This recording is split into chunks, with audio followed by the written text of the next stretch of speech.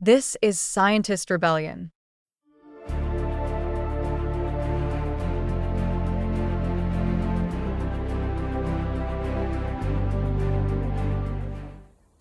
Hello, my name is Jeff. I'm a retired scientist and a member of Scientist Rebellion. I'm sure many of you have heard plenty of the whack-a-mole stories regarding climate change that keep popping up on a daily basis. Stories like volcanoes emit more CO2 than humans do every year, or making electric cars and batteries use more fossil fuel than will ever be saved over the life of the car.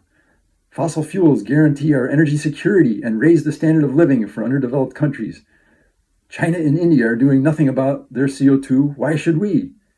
And on every day another story pops up. For the sake of the entire scientific community, I would now like to respond to these stories. Stop it! Oh my God! This is ridiculous! This is baloney! Don't believe this stuff! Ah!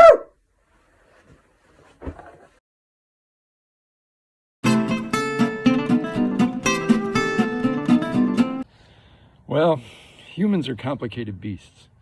We don't like change very much, and we certainly don't like to feel like our lifestyle might be harming the world that our kids are going to inherit, or that we are somehow morally bad actors for living the way we have been.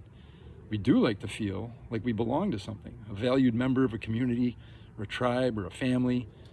Evolution has favored those who form strong tribes and believe the stories our leaders tell us. Marching in step makes us feel safe and content. But here's where we get into trouble.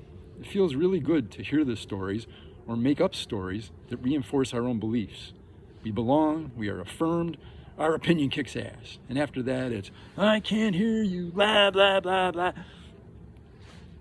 But there's something that needs to break through. Take those hands off your ears. We need to be hyper-rational about climate right now. Hyper-rational. Because we're at a fork in our evolutionary road, and Google Maps isn't going to help us. We need to think more and challenge our beliefs more. When we do, we'll find that there are people making a lot of money off of fossil fuels, and they want to keep doing so. Their devotion to money and power has even outstripped their devotion to life on Earth, which is hard to believe since their own kids and grandkids are going to inherit a hellhole just like ours if they continue. But on they go, helping invent and propagate the whack-a-mole stories through their specialized media and surrogates that keep us fighting with each other, or at least justifying our complacency. The more we fight each other, the more our instincts get riled up, and the less we pay attention to science.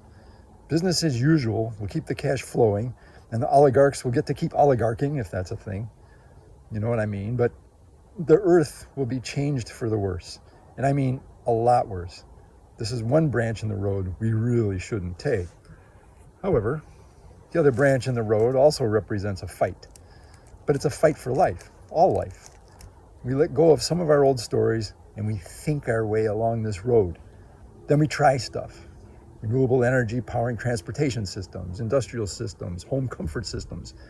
Renewable energy deployed into underdeveloped economies so that they have long-lived, non-polluting energy.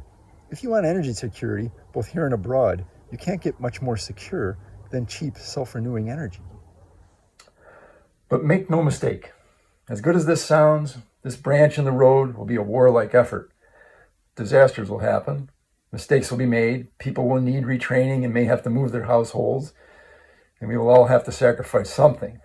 It's going to be messy, but as any good scientist will tell you, everything depends on the trends, not the blips and bumps along the way. For sure those suck, but we can help each other get through. We've got to hire leaders that understand this and can help us navigate along this path. We're totally screwed if we don't get beyond our instincts, our psychological avoidance, our entrenched self-image, and our clinging to the status quo. In the end, wouldn't you rather tell your grandkids that you did everything you could to leave them a working, living world? Believe science. We've got a chance.